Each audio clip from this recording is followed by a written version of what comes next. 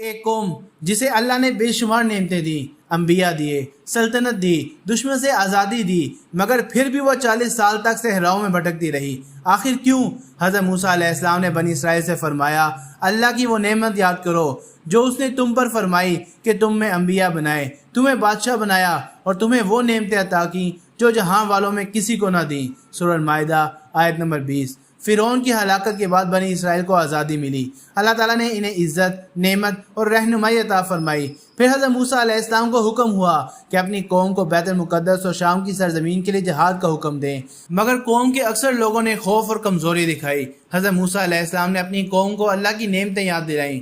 آپ نے فرمایا، اللہ نے تمہاری قوم میں بے شمار انبیاء بھیجے، تمہیں غلامی سے نکال کر عزت اور حکومت دی اور ایسی نعمتیں عطا کی جو دوسری قوموں کو نصیب نہ ہوئیں۔ تفسیر میں آتا ہے کہ بنی اسرائیل میں انبیاء کی تعداد بہت زیادہ رہی۔ روایات کے مطابق حضرت موسیٰ علیہ السلام سے حضرت عیسیٰ علیہ السلام تک تقریباً 1000 انبیاء مبعوث ہوئے، مگر جب جہاد اور قربانی کا وقت آیا تو قوم پیچھے ہٹ گئی۔ نتیجہ یہ نکلا کہ وہ 40 سال تک میدان طیہ میں بھٹکتے رہے۔ پھر نئی نسل اٹھی جس نے اللہ پر یقین کیا، جہاد کا عزم کیا اور اللہ تعالیٰ نے بیت المقدس کو فتح عطا فرمائی۔ یوں اللہ کا وعدہ سچا ثابت ہوا۔ نعمتیں اس وقت باقی رہتی ہیں جب قوم اللہ کی اطاعت پر قائم رہے۔ ڈر، کمزوری اور نافرمانی قوموں کو زوال کی طرف لے جاتی ہے۔ جہاد کا مفہوم صرف جنگ نہیں بلکہ اللہ کے حکم پر ثابت قدم رہنا بھی ہے۔